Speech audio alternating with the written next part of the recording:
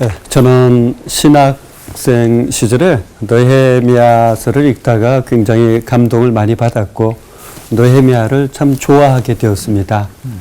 왜냐하면 그는 성벽 재건을 통해서 하나님 사랑을 회복하는 일을 했고 그 하나님을 사랑하는 일을 통해서 가정을 회복시키고 공동체를 회복시키고 그 사회를 민족을 다시 신앙적으로 회복하는 일을 했기 때문입니다.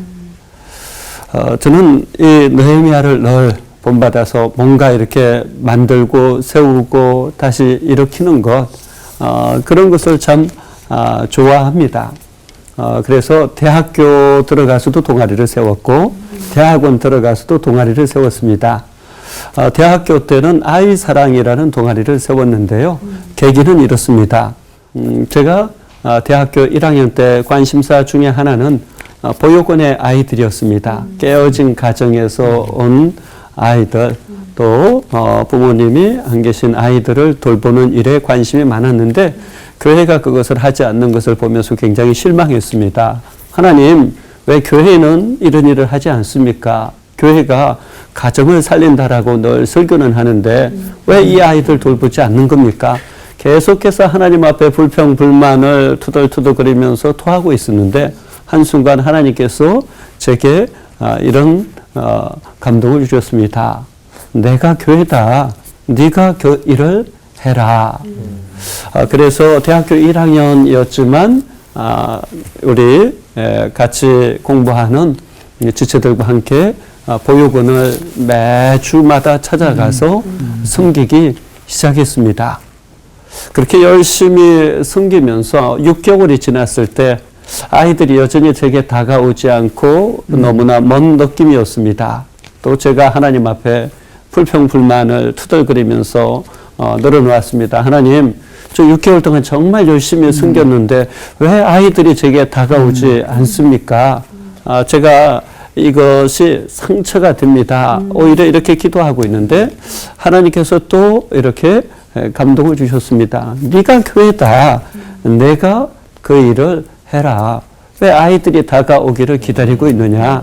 네가 먼저 다가가서 그 아이들에게 이야기를 걸고 이 아이들에게로 그 눈높이로 내려가라. 이런 감동을 주셨어요. 그래서 제가 원장님께 허락을 받고 그때부터는 일주일에 한 번 봉사만 하고 돌아오는 것이 아니라 미취학 남자 아동 아이방에서 하루씩 자면서 아이들을 돌보기 시작했습니다. 근데 어느 날 밤에 자고 있는데 뭔가 따뜻한 거예요. 그래서 이렇게 손으로 이렇게 더듬거려서 이렇게 냄새를 맡았더니 찌린 데가 확 퍼지는 거예요. 바로 옆에 자던 아이가 양쪽에서 다 오줌을 싼 거예요. 그래서 이 아이들의 오줌이 저의 온 바지를 흥건히 적셨습니다. 참 그때부터 더 아이들과 친밀해지기 시작했고 그 아이들하고 정말 허물 없이 대하게 되었고 아이들은 저를 삼촌 하면서 오히려 더 친하게 되었습니다. 참 감사한 일이죠. 그 아이사랑 동아리는 32년이 지난 지금도 여전히 매주마다 보육원을 섬기고 있습니다. 감사한 일이죠. 대학원에 들어가서는 에클레시아라는 동아리를 만들었습니다. 헬라어로 교회라는 의미입니다. 이것을 만들게 된 계기가 있습니다. 공부를 하는데 신학생들이 입시 때는 정말 성경을 열심히 보는데 일단 합격하고 나면 성경을 거의 보지 않는 거예요. 물론 신학책을 보기에 바빠서기도 하지만 근데 성경을 보지 않는다라는 것이 조금 마음에 걸렸습니다. 그래서 하나님 앞에 하나님 목회한다고 하는데 왜 다들 성경은 안 보죠? 왜 그렇습니까? 계속 또 투덜투덜 기도하고 있는데 하나님께서 또 제게 감동을 주시는 거예요. 네가 교회야. 네가 그 일 해. 제가 그래서 에클레시아라는 동아리를 또 신대원 2학년 때 만들었습니다. 만들어가지고 제가 한 일은 딴 것 아니고요. 학기 중에 성경 1독, 방학 때 성경 1독 해가지고 1년에 4독씩 성경을 읽는 겁니다. 아무튼 그 일을 통해 가지고 하나님께서 계속해서 많은 은혜를 주셨고요. 물론 사람마다 다 관점은 다르겠지만 저는 개인적으로 성경 말씀을 깊이 묵상하면서 그 본질을 깊이 들어가면 들어갈수록 가정이 새로워질 수 있고 교회가 새로워질 수 있다라고 믿습니다. 오늘 이 시대 가정이 깨어지고 교회가 의미를 상실해가는 시대를 살아가고 있죠. 많은 분들이 그래서 그것에 대해서 불평, 불만하기도 하고 또 투덜거리기도 하지만 하나님께서 그때마다 분명히 말씀하시는 것이 있어요. 네가 그 문제를 보았느냐? 바로 네가 교회다. 네가 그 일을 해라. 우리 주님은 그렇게 말씀하시죠. 여러분, 오늘 정말 가정이 많이 깨어지는 시대에 우리가 들어야 될 음성, 네가 그 문제의 대안이야. 네가 그 일을 해야 돼. 이 음성을 듣고 깨어진 영역을 들어가서 내가 희생하고 헌신한다라면 그 가정 회복될 수 있을 겁니다. 또 우리가 섬기는 교회 문제들 많이 보일 거예요. 또 특히 우리 시대는 각자 자기가 생각하는 것이 너무 달라요. 그렇다면 정말 내가 문제라고 느끼는 것, 그것을 내가 바로 교회고 그 일은 내가 해야 된다라고 생각하면서 내가 그 일에 깊이 헌신한다라면 바로 나를 통해서 그 문제가 해결되어지고 교회가 건강하게 세워지는 일이 일어날 겁니다. 사랑하는 여러분, 어떤 문제가 보인다면 불평, 불만도 하시고 하나님 앞에 투덜거리면서 마음껏 토해내세요. 그러나 하나님께서 반드시 여러분에게 이렇게 말씀하실 거예요. 내가 교회다. 네가 그 일을 해라. 여러분을 통해서 이 놀라운 은혜들이 가정에서 교회에서 경험되어졌으면 좋겠습니다. 기도하겠습니다. 하나님 아버지, 우리가 예수 그리스도의 몸이요 교회임을 다시금 기억합니다.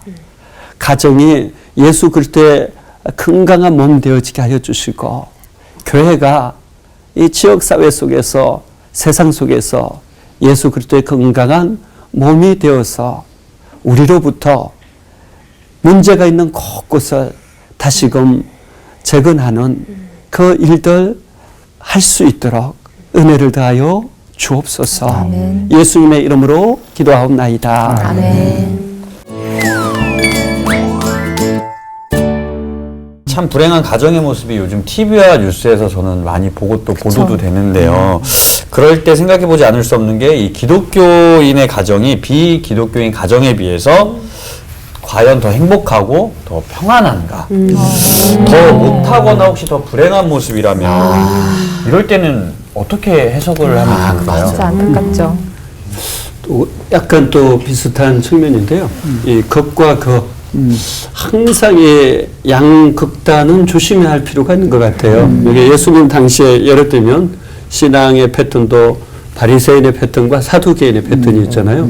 바리새인은 형식과 격식을 아주 중요했지만 본질을 다 놓쳐버리고 있었죠. 근데 사두개인은 또 부활도 영생도 믿지 않으면서 자신들의 성공의 도구로 그냥 하나님을 이용만 했을 뿐이죠.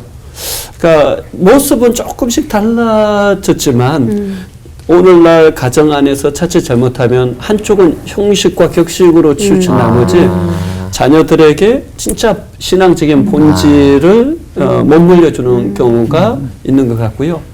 또 한쪽은 그냥 진짜 부활도 영생도 믿지 않으면서 신앙을 그냥 도구화시키면 거기에서도 또 자녀들이 건강한 신앙을 이어받을 가능성은 많지 않거든요. 그러니까 우리가 이 양극단을 조심하면서 조금 더 이 시대는 본질 중심으로 사고할 필요가 있다라고 생각되어져요. 예를 들면 청년 사역할 때 자주 일어나는 일들인데 어르신들은 청년들이 이렇게 예배당에 올 때 모자를 이렇게 푹 눌러 쓰고 오거나 뭔가 이렇게 들고 들어오거나 하는 거 참 싫어하세요.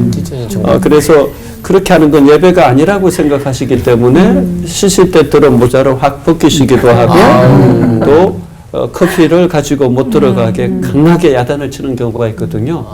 근데 아이에게 모자를 벗기는 건 아이의 피부를 벗기는 것과 비슷합니다.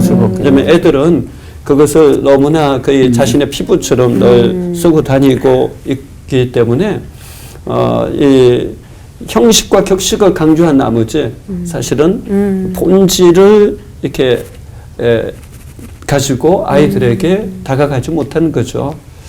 그렇다면 저는 차라리 형식과 격식이 충돌할 때는 좀 더 본질 쪽을 살려라라는 말을 하고 싶어요. 근데 가정에도 마찬가지가 아닐까.